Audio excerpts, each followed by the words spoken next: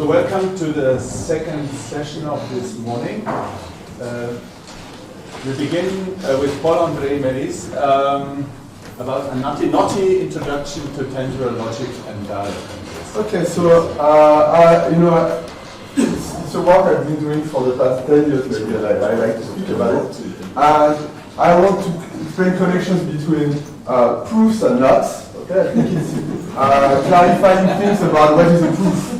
Okay, and so the question is, what is a proof? And there are many notations for it, and it's difficult to know which notation is good or bad. We are very good in translating one into the other, but here I want to look for a very properly mathematical notation for proof, which comes from Lambert, the algebraic approach to proofs. Okay, and so in a way I have this crazy, not just me, but this idea that, there is some kind of space-time of logic, and so when Abelard and Eloise discuss, this happens in space and time, like we started 2 minutes ago, and something happens, and then the question is, what is the nature of this interaction? And can we analyze it using tools coming from mathematics and logic? And so that's a nice dialogue. And what does it look like from a mathematical point of view? And this idea of space-time in logic is very important. For instance, when we look at we try to prove that compilers work and that the low-level languages satisfy semantic properties coming from high-level languages. So it makes sense to think about that. And so space and time is related to topology, and then here I will focus on the topology of knots. And I claim, this will be my first claim, that the symmetry between the player and the opponent is at the foundation of logic. Okay. And the question is, what can we learn? What does it say? And this symmetry is very well known. It's called the De Morgan duality. Okay, and we all know about it, but it's so obvious we don't really take it seriously sometimes. And so, in particular, this idea that A star equals A, okay, and more importantly, that A implies B equals A star or B. Okay, I will start by explaining that this formula is also true in intuitionistic logic. Okay, this will be something fun. Okay, and because then we need to explain why it's true and in what way and what it means. Okay. But essentially, my claim is that constructive logic and intuitionistic logic is about separating the player from the opponent, the proof from the refutation. If we do carefully, we get this formula again. Okay. And of course, my guideline is game semantics, and I think you all essentially know what it means. The very basic idea that a formula defines a game, and a proof defines a strategy, which tries to convince the opponent that is right and the opponent is a refutation. Okay, and that's a big fight, and in the end, the proof wins. Okay? If we take this formula, there is nothing really, you will not be impressed by this little formula. Okay, it just says, it's called the drinker's formula. I've learned it from Krivin, we spent a lot of time thinking about it. So it says that in every bar, okay, if A of X means X is drinking, there is a guy is so sober that if he drinks, everybody else drinks. Okay. This formula is interesting because it's true. It's true in classical logic. It's not true in intuitionistic logic, and we know why. Okay. There is a proof here, for instance. And it uses a contraction here, and there are two introductions of the existential on the right, okay? And these two introductions, they correspond to the fact that interactively, if we think of this proof interactively, it starts like this. I enter in the pub with my, refutator, and I say, maybe, I want to prove you that. So I say, Stefan is the guy, yes? But the problem is maybe Stefan is drinking, and he's not drinking. Okay. So the refutation will say, but look, you're wrong, okay? And what I will do is I will change my witness, okay? And the change of witness is precisely what classical logic enables me to do, okay? And this is a well-known story. I mean, it's not such a well-known story in general, but here it's well-known. Okay, understand? So the fact that a proof in classical logic is able to change the witness dynamically. And the question is, there is something embarrassing, is that the formula I wrote here is the same in classical logic and in intuitionistic logic, but it doesn't represent the same game. And so the natural question is, can we define a logic which would build games in a very clean way, so that when we see game semantics, so the game semantics I've just described you, not as just a move from the logic into some kind of semantics, interactive semantics, but a move from a logic into another logic. And so this is this idea of tensorial logic that I've been working on. And it's really a very small variant of linear logic, but whose purpose is to build games. Okay? And so the idea is that negation is just the negation of chess is chess played but with the black. Okay? So the negation is about the duality between a player and an opponent. And the tensor product is about taking two games and playing them in parallel, but with a little dissymmetry between the player and the opponent, because here we let the opponent change the board dynamically. Okay, we interact, but in the tensor, the opponent is stronger in the sense that whenever we play here, at any time, the opponent may say, oh, I want to play here. And then we play, at some point the opponent wants to play here. Okay, so we are dominated by the opponent with the tensor, which means that if we want to win the game, we need to have a strategy for A and a strategy for B, for the two components of the tensor, which means the tensor is a conjunction. Okay, if you think about a conjunction, it means your opponent is kind of stronger. Yes, because, and the plus is a disjunction. So the idea is that when we play the game, proponent starts to choose this game, and then we play always on that game, or this game, and then we play on that game. So this plus corresponds to, let's say, the intuitionistic disjunction. Okay, when I start the game, I should either have a strategy for this game and I play that game, or a strategy for this game and I play that game. Yes?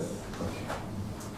And so, a very nice thing is that if we take this point of view, then we can interpret A or not A in the following way. I think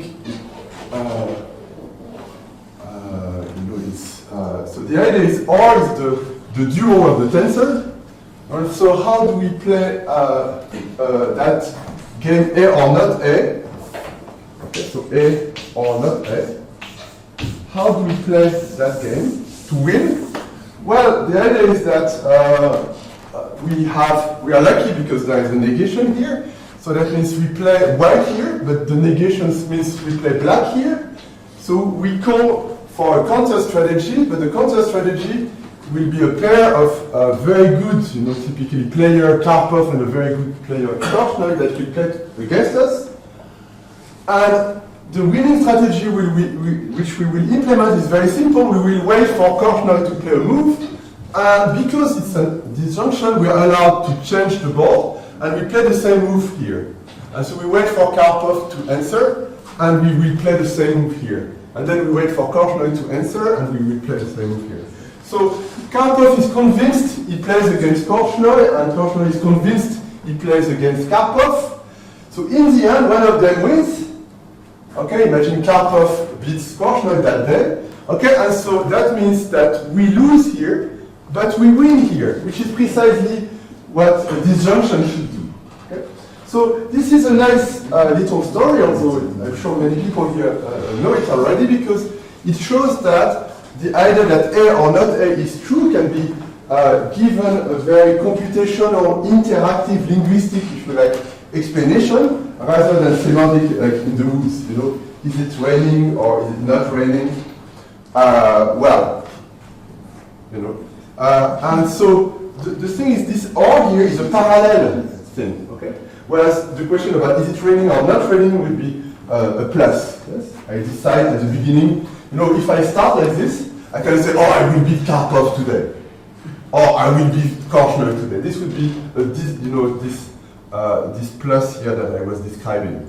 So the or here is the dual is the tensor but dualized. Yes? So it's very important to understand that at a very primitive level, this formula is valid interactively because this is it's an OR which treats the two games in parallel rather than picking one or the other.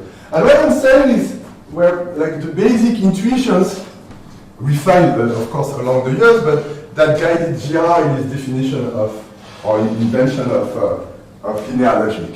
Okay? And so what I want to define here is that it's possible to think of game semantics as a translation, and in fact it has to do with double negation translations.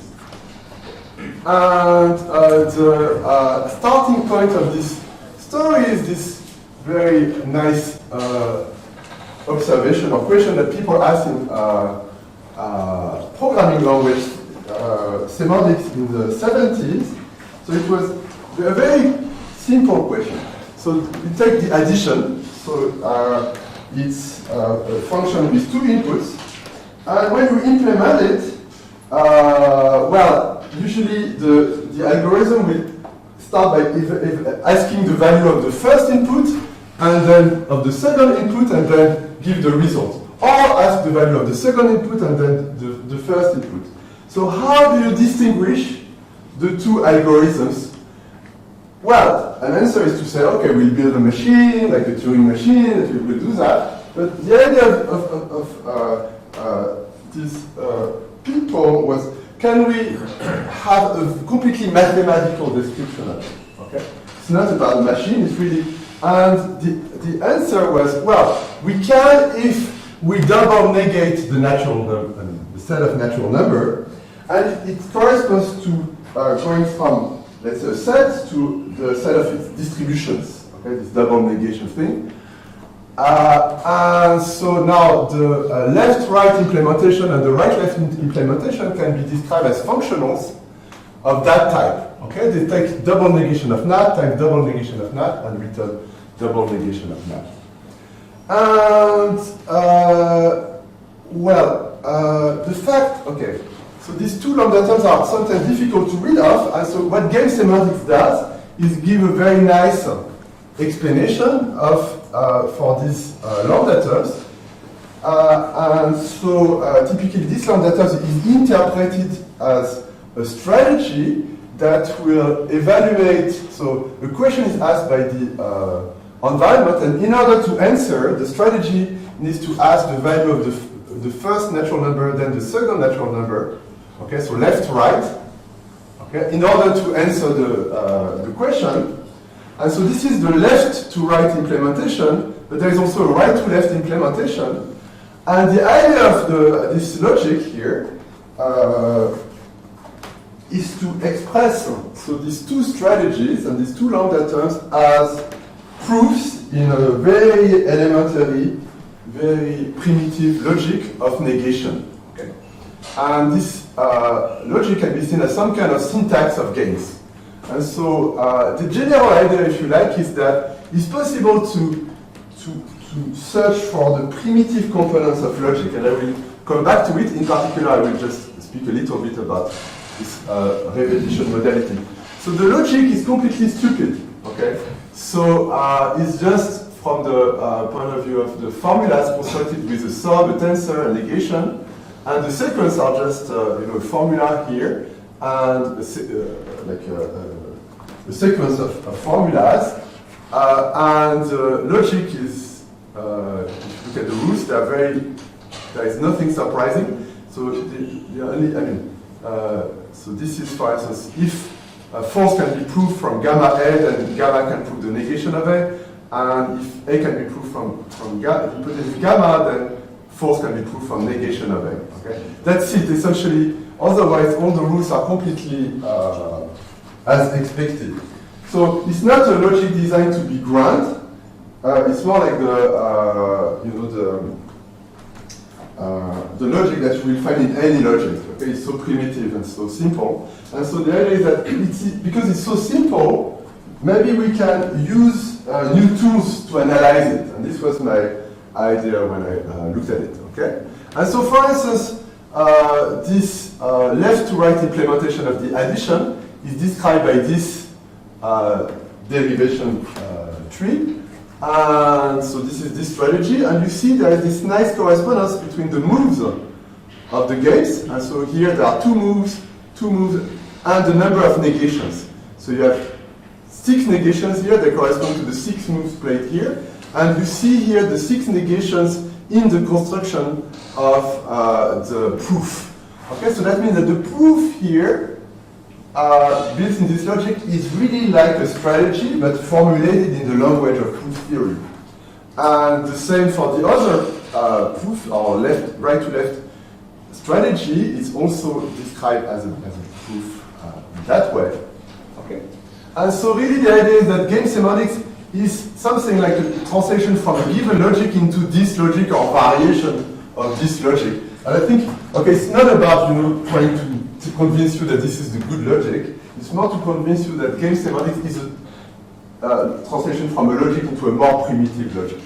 And so, in particular, we see distinctions between, for instance, Booleans, which would be double negations of 1 plus 1, true, false, and intuitionistic Boolean, where we would add a bang in the middle, which means that here the player is allowed to repeat several times and maybe change the Booleans in time. Okay? And this is what it did to Hugo's talk about the Markov principle. We see this kind of modalities appearing. And so, for instance, look at this drinker formula. Okay? Translated in the logic, well, there is a double negation of a bang here, so which means that above this, so this would be, if I look at this formula, this is what I have in mind. There is an exist of A of y implies A of x, I mean for x, A of x. But what happens is that, in fact, secretly, because it's a classical, it's a formula that I understand in classical logic, there is this modality here, and so I can, we don't see it so well with the colors. So there is this modality which will enable the player to backtrack here and to play again the witness exists y. So the reason why this exists is classical is not because it's classical, it's because there is this modality above which enables the player to repeat the existential. So in this logic, if you like, what is nice is that you can build formulas where some of the existentials are intuitionistic and some of them are classical. And the reason why this existential can be called intuitionistic is that there is no backtracking modality above them. So that means that if a proof, if a winning strategy plays them, it has really to play a witness. Okay, and so it's interesting because we don't see intuitionistic logic and classical logic as so different as we are used to think. And so in particular, all the theorems that we know about classical logic, is interesting to see what they mean from that point of view. And so I want to recall briefly, the idea of Cartesian closed category, which comes from Lambeck. And so, and we start from the BHK interpretation, and this question about what is the interpretation of A implies B.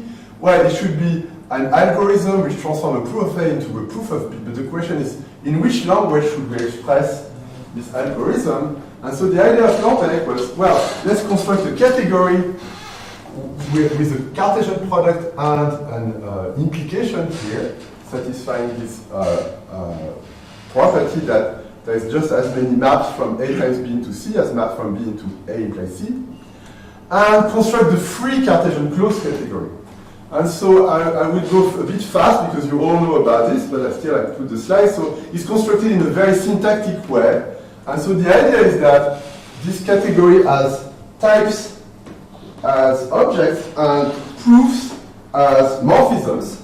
But because it's the free Cartesian closed category, every time we build a Cartesian closed category, we can construct a map which will interpret the morphisms here, the proofs in this Cartesian closed category, into morphisms in this category.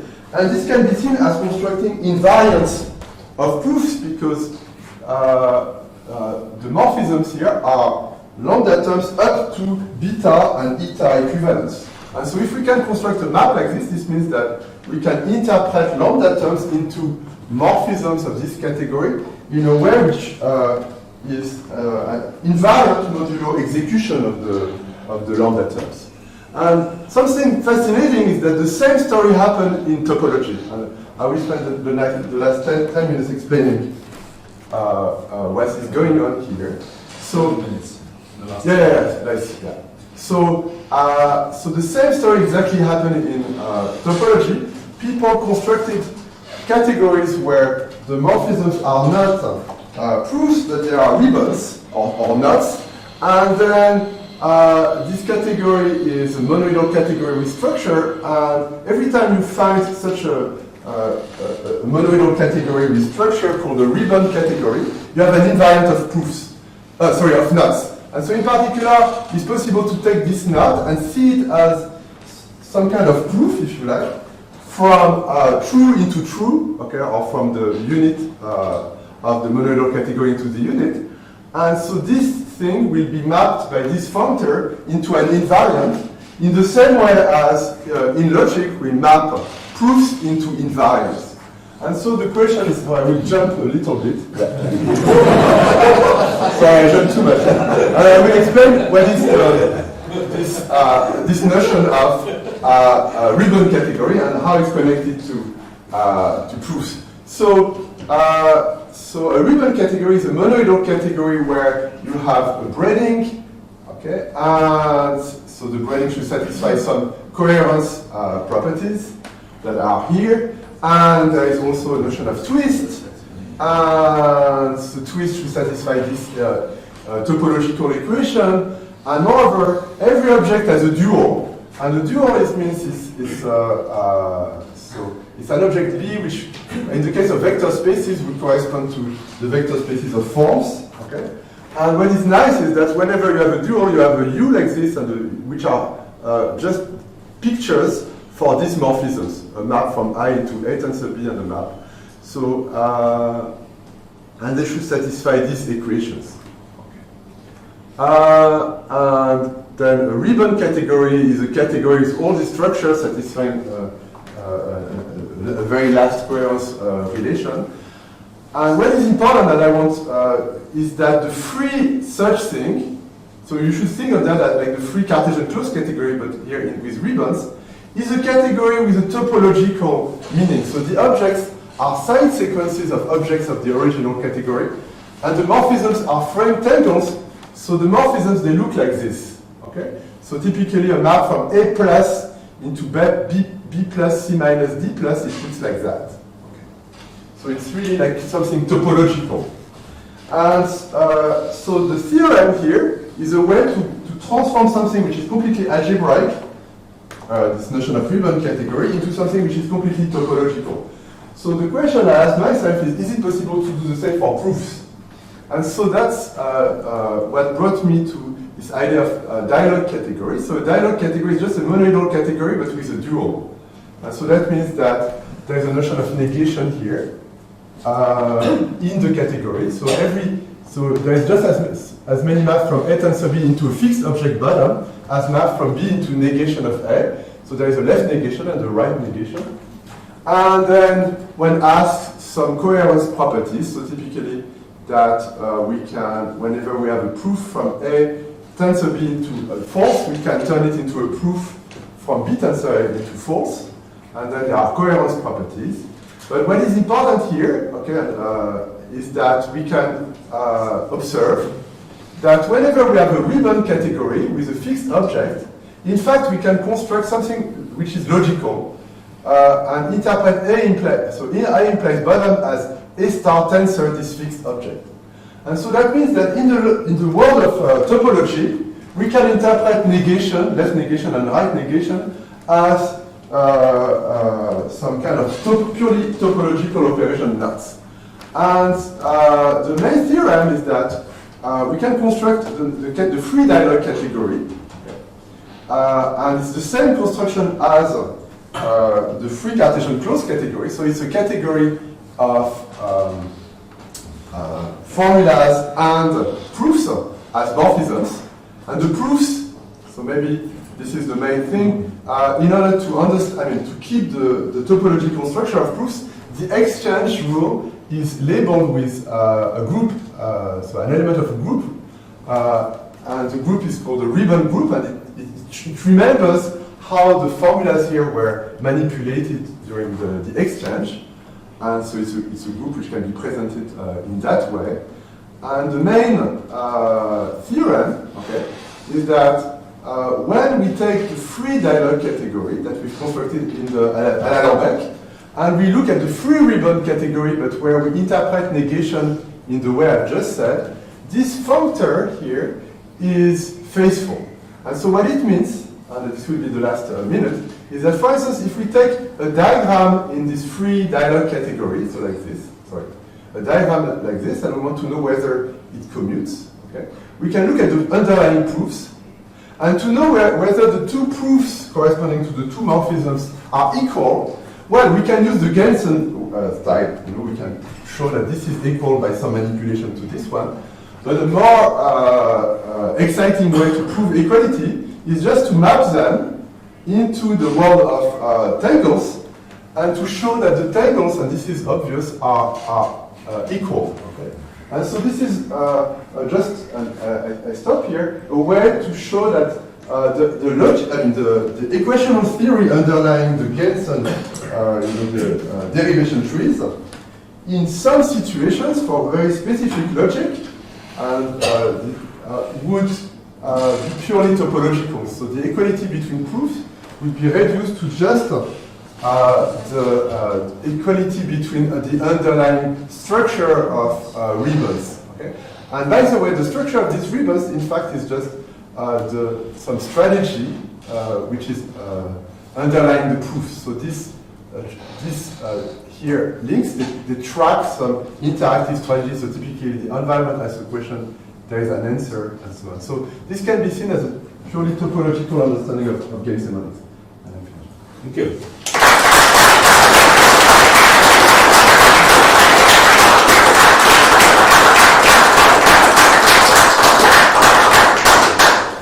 Are there a few urgent questions? Yeah. So one thing I think when I'm thinking of proofs in classical logic, yes. sequent calculus, yes. and viewing them in some way in a more linear logic framework, yes. is that you have to still make a choice about which modalities, what the order of modalities. Yes, exactly. There are at least two translations corresponding to call by value and call by name in the way proofs are processed. So I presume that these different translations can't be recovered after the translation. You mean here? Yeah, sure. So the thing is,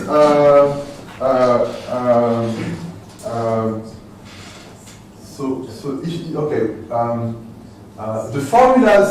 It's a very strange situation now, because when we look at the formula, we can think of it, with the classes of intuitionistic or classical. So it's classical logic, and so it's interesting to think about whether there is a place where we would agree that the formula is the thing. Yes? And one way to do is to speak about game semantics, okay, and to say, yes, but this is what this formula means from an interactive point of view. And there people seem to agree, like Lawrence and School, that indeed. And so the idea is, can we build a logic that is at that level? And clearly, starting from classical logic, there can be different interpretations of the same formula written, into a formula which in fact is a game. That's the idea. That the formula is the underlying game where we will interact. And so if you think about space and time, it's about describing the real space and time of the formula, and trying to and hope that maybe we can converge at that level. Okay. Yeah, I had a maybe focus on the question. So if I just look at this picture and you say this is your motivation, then you could also just use linear logic, right? So why is... No, you cannot. No. for this. No, you cannot. Yeah. That's the point. So the construction of the free star autonomous category is not combinatorial. So so the proof nets. In fact, this is one of the main problems of linear logic, is that the notion of proof net, which is a very beautiful way to represent proofs, doesn't come with a nice notion of combinatorial equality because of the units. I mean, that's the way people understand it usually. Because you need to indicate, there is some noise. And so the beauty of shifting from a logic with a proper linear negation, which is not involutive, is that you can get these theorems. So I can describe combinatorially the free dialogue category as a category of games and strategies, whereas I cannot describe the free star autonomous category as a category of proof nets. Yes, and it's important because then I can really play happily with the people doing ribbons, okay? And then understand the interaction that we do in logic as some kind of a link that we exchange, and the fact that there is a tensor and a co-tensor in logic, whereas in the ribbon categories there is only one tensor, has to do with, so maybe I like to draw this picture, is that, A or not A, you know that, A or not A, and this is OR. But in topology, OR equals AND, because tensor equals the co-tensor, so equals the co-tensor. So OR equals AND, but then this means we have A and not A, so this means, well, false, yes? And this was true. And so in the world of topology of knots is a place where, because conjunction and disjunction are identified, you can do knots. Okay, here I've built this thing. And clearly this is a dangerous thing because it's a proof of force. Okay? And so you can think of logic as a refinement of knot theory from that point of view, where we distinguish and or so that we don't prove the force. And what is interesting is that these ribbon categories are very important in, for instance, algebraic geometry and so on. They were developed. And there are many connections with mathematics, and now people are interested in sometimes in this field distinguishing the and the or, and so we can interact with them. Thank you. I think we have to stop.